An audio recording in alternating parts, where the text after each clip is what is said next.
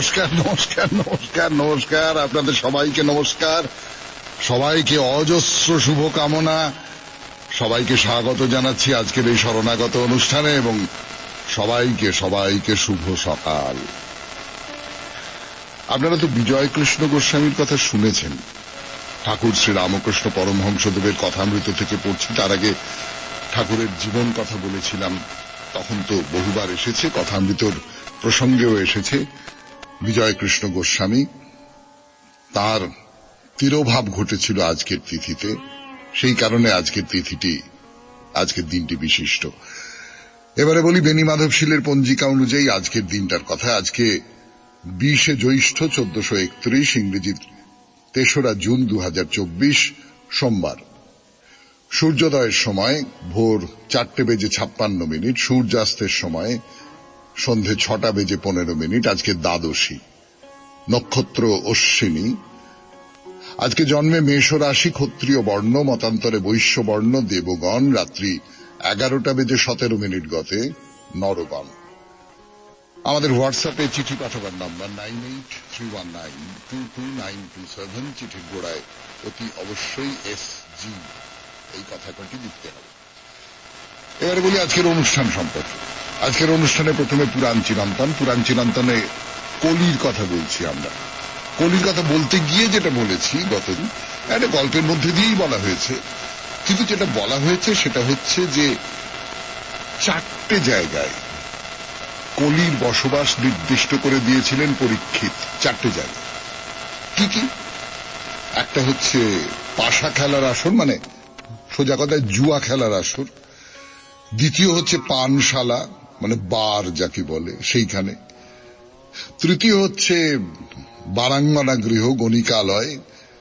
আর সবশেষে হচ্ছে বৃথা প্রাণী হত্যার জায়গাগুলো। আর শেষে যে কথাটা বলার সেটা হচ্ছে যে সোনাদানা টাকা পয়সা সেইখানে কলি থাকবেন। অর্থাৎ খুব সোজা কথায় প্রচুর টাকা পয়সা ধন দৌলত যেখানে আছে সেখানে কলি আছে, এবং বিলাসিতা যেখানে আছে, এই ধরনের বিলাসিতা, খানিকটা আমরা বলবো যে বিকৃত বিলাসিতা যেগুলো আছে, নিজেকে কাণ্ডজ্ঞানের জায়গা থেকে সরিয়ে নিয়ে যাওয়ার যে বিলাসিতা, যেটা পাশা খেলার মধ্যে বা জুয়া খেলার মধ্যে আছে, মদ্যপানের মধ্যে বা নেশা করার মধ্যে রয়েছে, এইরকম সব জায়গায় সেইখানে সেই যে বিলাসিতা, সেইখানে কলি বাস করেন। কলিকে নিয়ে আরো কাহিনী আছে, বলবো, সেই সব কাহিনী বলবো আজকের অনুষ্ঠানে। তারপরে চলে যাব স্বামী বিবেকানন্দের রচনা থেকে পাঠ এই পর্বে। রচনার নাম প্রেমের ধর্ম। প্রেমের ধর্ম এই প্রবন্ধ থেকে খানিকটা অংশ পড়ে শুনিয়েছি আপনাদের, আজকে বাকি অংশ শোনাবো। তারপরে ঠাকুরের কথামৃত থেকে পাঠ, সেই কথামৃত চির নতুন সেই কথামৃত।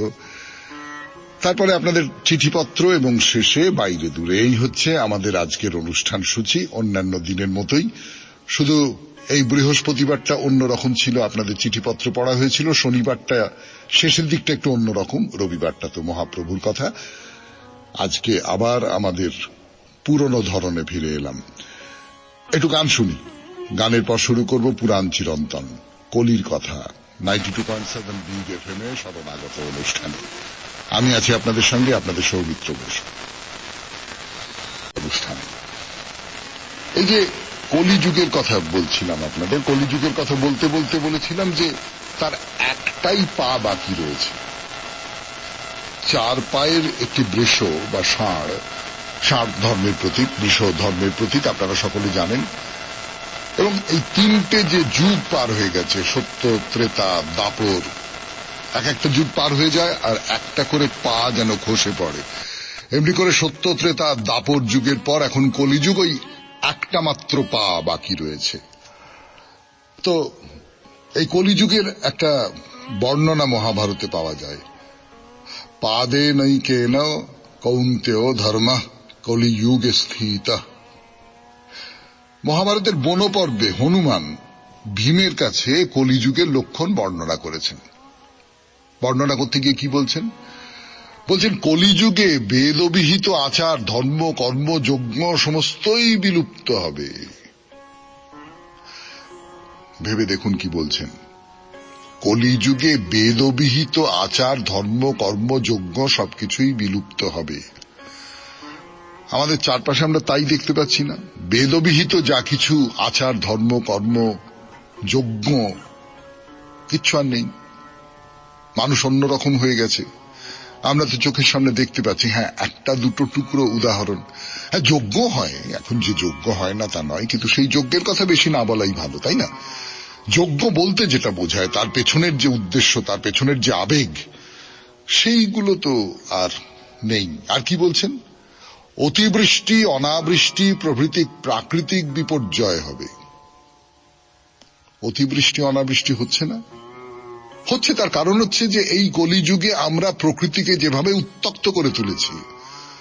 প্রকৃতির সঙ্গে মানুষের একটা স্বাভাবিক সম্পর্ক ছিল। এই যে আমরা পুরনো আমলে যে প্রাচীন যুগের মুনি ঋষিদের কথা বলছি, বা প্রাচীন যুগের যে ধরো মানুষের কথা যেগুলো বলছি, যে চতুরাশ্রমের শেষে তারা অরণ্যের মধ্যে চলে যেতেন, প্রকৃতির মধ্যে চলে যেতেন, প্রকৃতির মধ্যে বাস করতেন। মানুষের জীবনের সঙ্গে প্রকৃতির একটা আদান প্রদানের জায়গা ছিল। সেই সমস্তগুলো আমরা মুছে ফেলেছি। প্রকৃতি আমাদের কাছে এখন কাঁচা মাল। তার ফলে এই যে অনবরত সাইক্লোন হচ্ছে, অনবরত ভূমিকম্প হচ্ছে, অনবরত জলোচ্ছ্বাস হচ্ছে, অনবরত নানান রকম সব হচ্ছে। এই বিজ্ঞানীরাই তো বলছেন যে আমাদের চারপাশের জগৎ এত উত্তপ্ত হয়ে। কালকেই আমাকে এক ভদ্রলোক বলছিলেন যে একজনের বাড়িতে গেছি, 11 তলা বাড়ি, 11 তলায়। বললেন 11 তলাতে মশা আছে, কীট পতঙ্গ আছে, এবং পাখা চালাতে হয়, যেটা সবচেয়ে মারাত্মক। পাখা চালাতে হয় 11 তলার উপরে, কিন্তু পাখা চালাবার কথা নয়, বাইরে থেকে হু হু করে হাওয়া আসার কথা।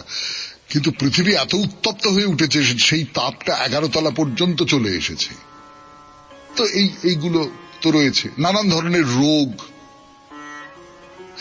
এবং মানুষ যে সুখে নেই, প্রকৃতির সঙ্গে এই যে তার একটা বিচ্ছেদ হয়ে গেছে, তার ফলে মানুষ তো সুখে নেই। এই সুখে না থাকার কতকগুলো প্রকাশ তার আচার আচরণের মধ্যে দিয়ে বেরিয়ে আসছে। কিরকম বলবার জন্য ফিরে আসবো আবার হনুমানের কথায়। ভীমকে কলিযুগের লক্ষণ বর্ণনা করতে গিয়ে তিনি যা বলছেন। 92.7 বিগ FM এ শুনছেন শরণাগত। আমি আপনাদের সৌমিত্র বসু। বলছেন যে নানান ধরনের রোগ তো হবেই, তার বাইরে আলস্য, ক্রোধ প্রভৃতি দোষ হবে। আলস্য কি অসম্ভব বেড়ে গেছে। তার একটা বড় কারণ যন্ত্রপাতির কারণে। এই যে পুরাণ চিরন্তন নামটা দিচ্ছি আমরা, চিরন্তনই তো, এই কথাগুলো চিরন্তন। যন্ত্রপাতির প্রচুর ব্যবহার। আপনি ঘরে বসে, মানে আপনাকে টেলিভিশন দেখতে গেলেন, নড়ে গিয়ে টেলিভিশনটা চালাতে হয় না, রিমোটেই হয়ে যায়। আপনি নানান রকম, মানে আপনি গাড়িতে বসলেন, গাড়িতে বসে খুব গরম করছে, আপনি এসি চালিয়ে দিলেন, বাইরের যে জগৎ তার থেকে আপনি বিচ্ছিন্ন হয়ে গেলেন।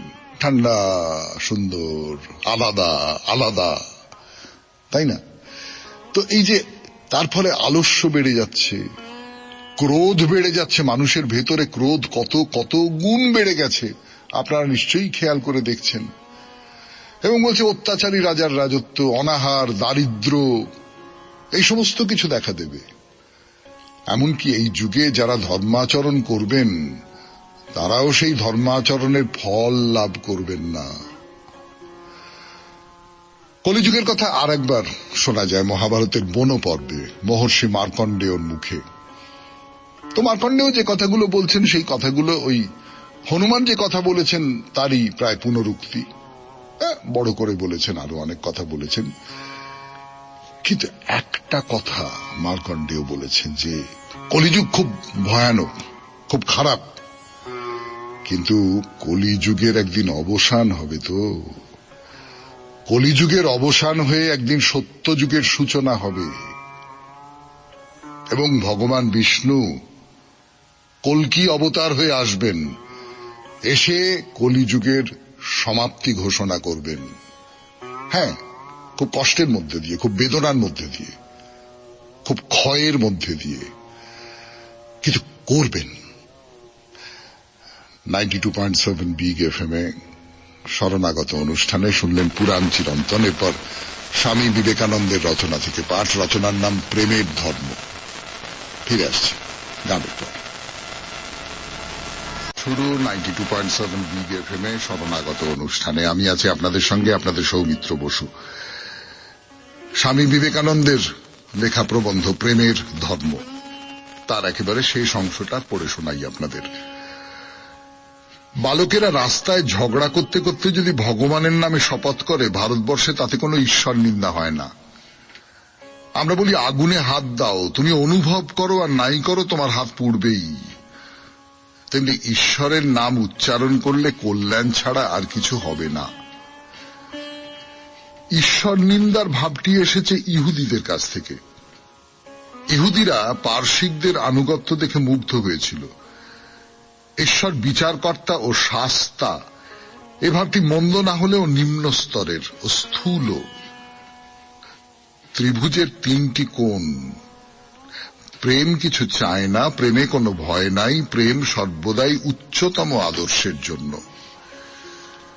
সেই প্রেমময় ভগবান যদি বিশ্বভুবন জুড়ে না থাকতেন, তবে কেই বা এক মুহূর্ত বাঁচতে পারত, কেই বা এক মুহূর্ত ভালোবাসতে পারত। আমরা অনেকেই দেখতে পাবো যে শুধু কর্ম করতেই আমরা জন্মেছি, ফলাফল ঈশ্বরের হাতে সমর্পণ করব। ভগবানের প্রীতির জন্যই কাজ করা হয়েছে, বিফল হলেও দুঃখ করবার কিছু নেই। ভগবানের প্রীতির জন্যই তো যত কিছু কর্ম। নারীর মধ্যে মাতৃভাবটি খুব পরিস্ফুট। ঈশ্বরকে তারা সন্তান ভাবে উপাসনা করেন, যা কিছু করেন তার জন্য, কিছুই চান না।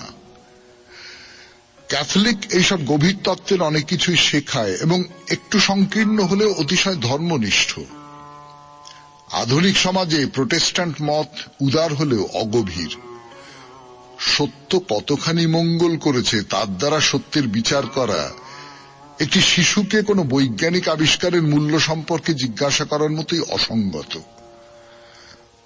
সমাজ হবে প্রগতিশীল, নিয়মকে অতিক্রম করে নিয়মের ঊর্ধ্বে যেতে হবে। প্রকৃতিকে জয় করার প্রয়োজনেই আমরা তাকে স্বীকার করি। ত্যাগের অর্থই হচ্ছে কেউই ঈশ্বর ও ধনদেবতার উপাসনা একসঙ্গে করতে পারে না। তোমাদের বিচার বুদ্ধি ও প্রেম গভীর করো, তোমাদের হৃদয় পদ্ম ফুটিয়ে তোলো, মৌমাছি আপনি এসে জুটবে। প্রথমে নিজের উপর বিশ্বাস রাখো, তারপরে ঈশ্বরে বিশ্বাস আসবে। মুষ্টিমেয় শক্তিধর মানুষই পৃথিবী তোলপাড় করে দিতে পারে। চাই পরের জন্য অনুভব করার সহানুভূতিশীল হৃদয়, উদ্ভাবনকারী মস্তিষ্ক এবং কর্ম করার উপযোগী দৈহিক শক্তি। বুদ্ধ মনুষ্যেতর প্রাণীবর্গের জন্য আত্মোৎসর্গ করেছিলেন। নিজেকে কর্ম করার যোগ্য যন্ত্র করে তোলো। কিন্তু ঈশ্বরই কর্ম করেন, তুমি করো না। একজনের মধ্যেই সমগ্র বিশ্ব রয়েছে। জড় বস্তুর একটি কণার মধ্যেই জগতের সমস্ত শক্তি নিহিত আছে। হৃদয় ও মস্তিষ্কের যদি বিরোধ দেখো, তবে হৃদয়কেই অনুসরণ করো। পূর্বে বিধান ছিল প্রতিযোগিতা, আজকের বিধান হচ্ছে সহযোগিতা। আগামীকাল কোনো বিধিবিধানই থাকবে না। ঋষিরা তোমায় সাধুবাদ করুন অথবা জগৎ তোমায় ধিক্কার দিক, ভাগ্যলক্ষ্মী তোমার প্রতি প্রসন্না হন অথবা দারিদ্র ও বস্ত্রহীনতা তোমায় ভ্রুকুটি করুক। একদিন হয়তো বনের লতাপাতা আহার করবে, আবার পরদিনই 50 উপকরণের বিরাট ভোজে অংশগ্রহণ করবে। ডাইনে বাঁয়ে লক্ষ্য না করে এগিয়ে যাও। শুনলেন স্বামী বিবেকানন্দের রচনা থেকে পাঠ, 92.7 বিগ এফএম এ শরণাগত অনুষ্ঠানে। এরপর কথামৃত। ফিরে আসছে, একটু গান শুনে নি। কথামৃত ঠাকুরের কথা। সেই ঠাকুরের কথা বলতে বসেছি আমি, আপনাদের সৌমিত্র বসু।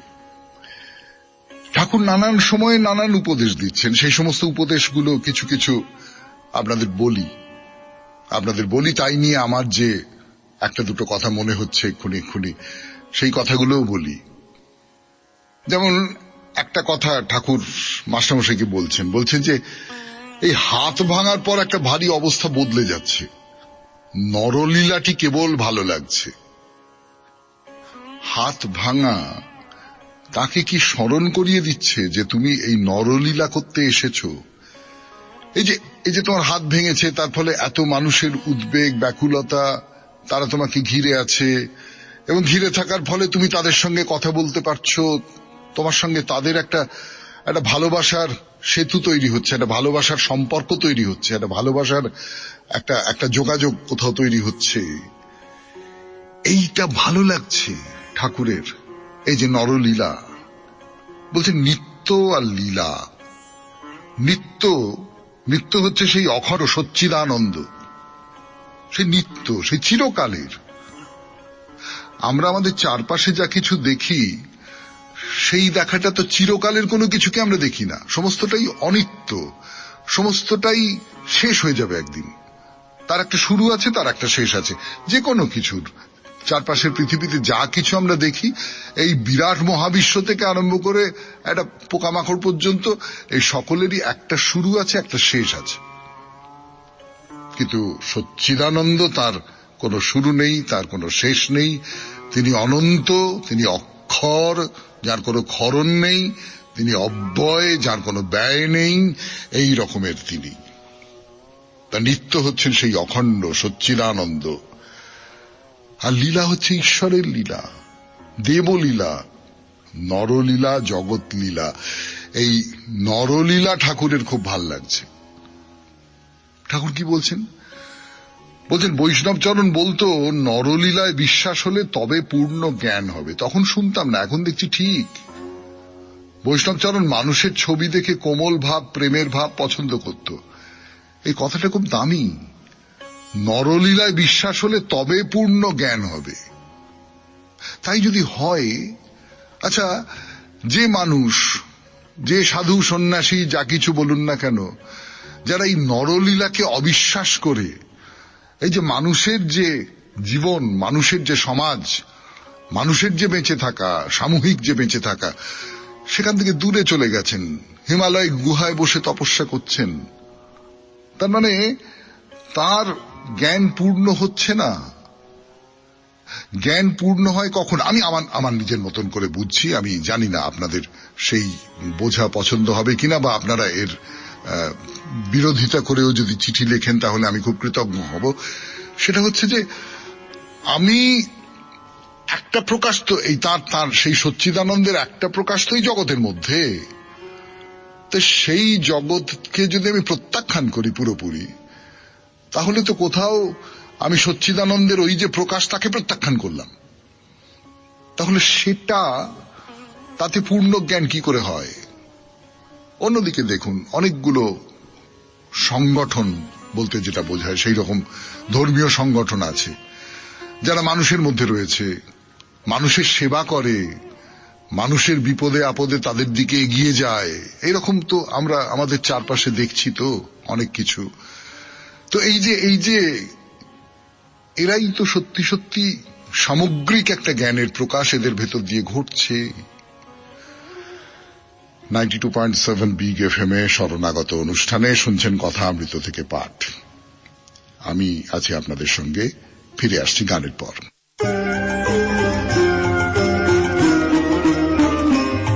শোনাই আপনাদের, ঠাকুর বলছেন যে ঈশ্বরই মানুষ ওই লীলা করছেন। মণিলালকে বলছেন, আরে তিনি মলি মল্লিক হয়েছেন, তিনি মণি মল্লিক, তুমি। শিখরা শিক্ষা দেয় তো, তু সচ্চিদানন্দ, তুমি সচ্চিদানন্দ। তুমি শুধু নরদেহ ধারণ করেছ, তোমার শুধু এই বোধটা মুছে দেওয়া হয়েছে। তুমি যে সচ্চিদানন্দ, এই বোধটা তোমার মুছে দেওয়া হয়েছে। এই বোধটা অন্তত ভেতরে ভেতরে জাগিয়ে তোলা আমাদের প্রত্যেকের কাজ, যে হ্যাঁ, আমার মধ্যে তার প্রকাশ, তাই এত মধুর। একবার নিজের স্বরূপ বা সচ্চিদানন্দকে দেখতে পেয়ে মানুষ অবাক হয় আর আনন্দে ভাসে। হঠাৎ আত্মীয় দর্শন হলে যেমন হয়। সেদিন গাড়িতে আসতে আসতে বাবুরামকে দেখে যেমন হয়েছিল, তুমি তো গাড়িতে ছিলে। শিব যখন স্বস্বরূপকে দেখেন, তখন আমি কি বলে নৃত্য করেন। তো এরকমটা তো হয়। তখন কোনো একটা মুহূর্তে আপনার একটা উপলব্ধি হতে পারে, আপনি কোনো একটা কিছু করলেন, কিছু একটা দেখলেন, আপনার ভেতরে মনে হলো যে হ্যাঁ, ওই যে রবীন্দ্রনাথের গান আছে, খুব বিখ্যাত গান, যে গানের থেকে একটা লাইন আমি একটু এদিক ওদিক করে আপনাদের চিঠির বিষয় করেছিলাম। পথে চলে যেতে যেতে কোথায় কোনখানে তোমার পরশ আসে। রবীন্দ্রনাথের অনেক গানের মধ্যে এই কথাগুলো আছে। জানি জানি বন্ধু জানি তোমার আছে তো হাতখানি, আজি বিজন ঘরে নিশীত রাতে। তাহলে এই যে স্পর্শটা হঠাৎ হঠাৎ কখন আমার অন্ধকারের মধ্যে যেন আমি সেই স্পর্শটা টের পাই, আর তখনই আমার সমস্তটা একেবারে উতরল হয়ে ওঠে, উন্মুখ হয়ে ওঠে। তো এই উদ্দীপিত হয়ে ওঠা, তখন মানুষ তার যে স্বাভাবিক যে আচার আচরণ যা কিছু বলি না কেন, সেই সমস্তর বাইরে চলে যেতে পারে। অধ্যাত্ম রামায়ণে এই কথাটা আছে। সেই কথা বলবার জন্য ফিরে আসছি গানের পর। 92.7 বিগ এফএম এ শুনছেন শরণাগত কথামৃত। কথা আছে, ঠাকুর বলছেন, কি বলছেন? নারদ বলছেন, হে রাম, যত পুরুষ সব তুমি, সীতাই যত স্ত্রীলোক হয়েছেন। আহা, কি কথা! মানে বলছেন সমস্ত পুরুষের মধ্যে রামচন্দ্র আছেন, সমস্ত পুরুষের মধ্যে শ্রীকৃষ্ণ আছেন, সমস্ত পুরুষের মধ্যে শিব আছেন, সমস্ত নারীর মধ্যে সীতা আছেন, সমস্ত নারীর মধ্যে লক্ষ্মী আছেন, সমস্ত নারীর মধ্যে মহামায়া আছেন। আমরা চিনতে পারি না, আমরা বুঝতে পারি না, আমরা অনুভব করতে পারি না, কিন্তু নারদ বলছেন অধ্যাত্ম রামায়ণে আছে এই কথা। রামলীলায় যারা সেজেছিল দেখে মনে হলো নারায়ণই এইসব মানুষের রূপ ধরে রয়েছেন, আসল নকল সমান মনে হলো। এই কথাটা খুব গভীরভাবে সত্যি, জানেন। নাট্যশাস্ত্রের একজন খুব খুব খুব বড় মাপের একজন মানুষ, রাশিয়ান, তার নাম কনস্টান্তিন স্তানিস্লাভস্কি। তিনি বলছেন, ধরো তুমি একটি চরিত্রে অভিনয় করবে, কেমন করে করবে? তুমি তো তাকে দেখোনি, কিন্তু তোমার ভেতরে কোথাও একটা তার অস্তিত্ব আছে, কোথাও একটা তোমার মনের ভেতরে অনেকগুলো মানুষ আছে। তো তোমার ঘরে বাস করে মন কয়জনা তা জানো না, তোমার ঘরে বসত করে কয়জনা। একজন ছবি আঁকে আনমনে, আর একজন বসে বসে রং মাখে, আর একজন সেই ছবিটা নষ্ট করে। আমাদের প্রত্যেকের মনের মধ্যে এইরকম নানান রকমের সমস্ত অস্তিত্ব আছে। তো এই যে যখন কেউ অভিনয় করছে, তখন সে তার মনের একটা অংশ দিয়ে কিন্তু সেই চরিত্র হয়ে উঠছে। রামলীলায় যে রাম সাজছে, যে সীতা সাজছে, যে যা কিছু সাজছে, সে কিন্তু মনে মনে অন্তত একটা অংশে সে কিন্তু সেই লোকটা হয়ে উঠছেই। আসল নকল সব সমান বলে মনে হয় তখন। ঠাকুর বলেছিলেন না, আসল নকল সব একাকার হয়ে গেল। আর একটা কথা বলছেন যে আচ্ছা, এই কুমারী পূজা করে কেন করে? তার কারণ সমস্ত মেয়ের মধ্যে ভগবতী আছেন, যেমন সমস্ত পুরুষের মধ্যে শিব আছেন। সেই পূজা, নারীর মধ্যে সেই ভগবতীকে দর্শন করা, এই জন্যেই কুমারী পূজা। যে শুদ্ধাত্মা কুমারী, তার মধ্যে ভগবতীর প্রকাশ অনেক বেশি। শেষ হলো কথামৃত থেকে পাঠ 92.7 বিগ এফএম এ শরণাগত অনুষ্ঠানে। এরপর গানের পর আপনাদের চিঠিপত্র। ছোট্ট চিঠি এবং মুক্তোর মতো ছোট, মুক্তোর মতো সুন্দর নিটোল চিঠি। যদিও শেষ পর্যন্ত জানতে পারা গেল না দিদিমণি আপনার বাড়ির লোকজনকে রাজি করিয়েছিলেন কিনা, কিন্তু এই আগলটা অনেক ভেঙেছে, আগের তুলনায় অনেক ভেঙেছে। কিন্তু এখনো পর্যন্ত আমাদের দেশের, যদি আমি আমাদের বাংলারই বলি, বাংলার বাইরে যে বড় ভারত, সেখানে তো বটেই, খুব বেশি করেই, এখনো পর্যন্ত কিন্তু বাড়ির মেয়ে নাচ শিখবে, বাড়ির মেয়ে নাচবে, সেইটা অনেকে খুব মানতে চান না, অনেকের মনে হয় যে না এটা ঠিক নয়। এই ভাবনাটা যে ঠিক নয় সেইটে আমরা হয়তো ওই রকম করে ভেবে দেখি না। যাই হোক, চিত্রা দেবী, আপনাকে অনেক ধন্যবাদ। আপনি একটা ছোট্ট এবং খুব খুব সুন্দর একটা মুহূর্ত তৈরি করিয়ে দিলেন আমাদের সামনে।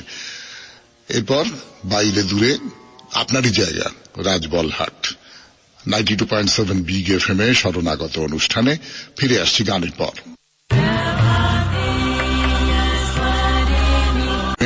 শুনছেন জীবনের সহজ পাঠ শরণাগত।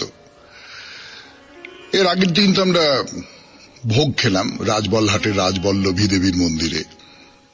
একটা কথা বলে রাখি, খাওয়াটা পাত পেড়ে মানে পংক্তি ভোজন, তা এসব তো বলেছি, কিন্তু যেটা বলা হয়নি যে খাওয়াটা কিন্তু রীতিমতো স্টিলের থালায়, শালপাতা ইত্যাদিতে নয়।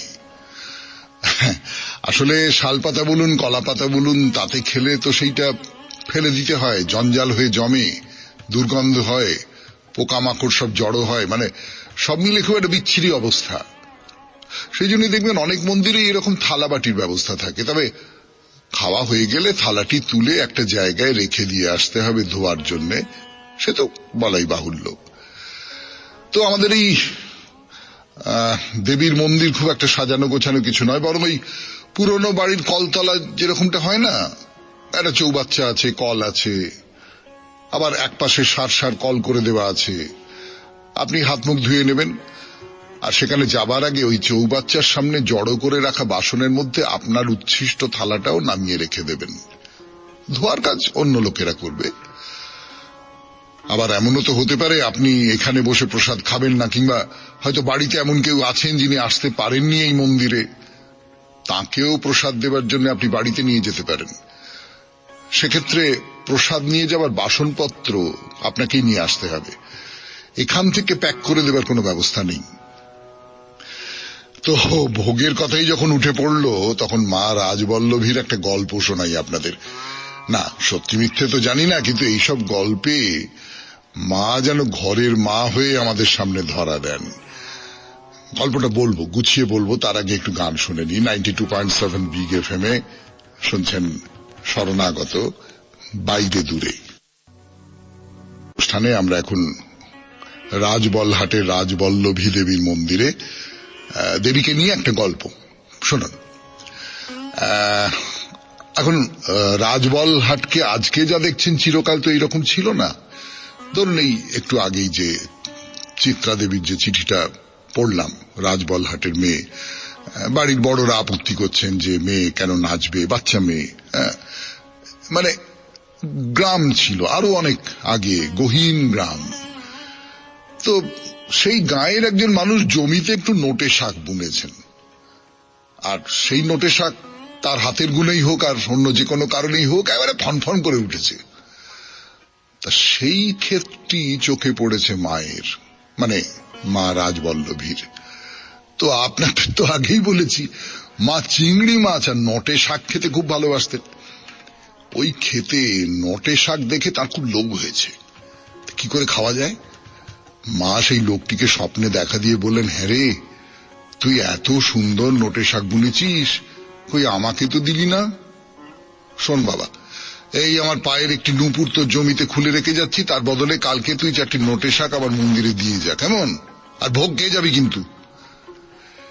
সেই লোক তো ঘুম ভেঙে ধড়পড় করে উঠে পড়েছে। পরদিন ভোর হতে না হতেই, মানে তখনও ভালো করে আলো ফোটেনি, চলে গেছে জমিতে। গিয়ে দেখে কি কাণ্ড, সত্যি তো একটা রূপোর নুপুর পড়ে আছে এই জমিতে। সে তো এবারে ধামা ভর্তি করে নোটে শাক নিয়ে আর জমিতে পাওয়া সেই নুপুর নিয়ে মন্দিরে গেছে। তা মন্দিরের পুজুরি তাকে দেখে বলছেন, কি রে, এই ধামা ভর্তি নোটে শাক নিয়ে এসছিস কেন? আরে কি এই নুপুর তুই কোত্থেকে পেলি? তা সে লোক সব খুলে বলল। পুজুরি তাড়াতাড়ি মন্দিরের ভেতরে ঢুকে দেখলেন, আর সত্যি তো মায়ের পায়ের একটা নুপুর নেই। তখন সেই নোটে শাক নেওয়া হলো, রান্না করে মাকে খাওয়ানো হলো, আর সেই মানুষটিও মন্দিরে প্রসাদ খেয়ে মনের আনন্দে বাড়ি গেল। কি গল্পটা খুব ভালো না? খুব মিষ্টি গল্প, তাই না? কিন্তু এইবারে তো শরণাগত অনুষ্ঠান শেষ করতে হবে। আমাদের হোয়াটসঅ্যাপে চিঠি পাঠাবার নাম্বার 9831922927। চিঠির গোড়ায় অতি অবশ্যই কে এস জি, তাই তো? এইবার তাহলে আজকের কবিতা, রবীন্দ্রনাথের কবিতা। আমার নয়ন তব নয়নের নিবিড় ছায়ায়, মনের কথার কুসুম করক খোঁজে, সেথায় কখন অগম গোপন গহন মায়ায় পথ হারাইল যে। আতুর দিঠিতে সুধায় সে নীরবে রে, নিভৃত বাণীর সন্ধান নাই যে রে। অচেনার মাঝে অবুঝের মতো ফেরে, অশ্রুধারায় মোজে। আমার হৃদয়ে যে কথা লুকানো, তার আভাসন ফেলে কভু ছায়া তোমার হৃদয় তলে। দুয়ারে এঁকেছি রক্তরেখার পদ্ম আসন, সে তোমারে কিছু বলে? তব কুঞ্জের পথ দিয়ে যেতে যেতে, বাতাসে বাতাসে ব্যথা দিই মোর পেতে। বাঁশি কি আশায় ভাষা দেয় আকাশেতে, সে কি কেহ নাহি বোঝে? খুব ভালো থাকবেন।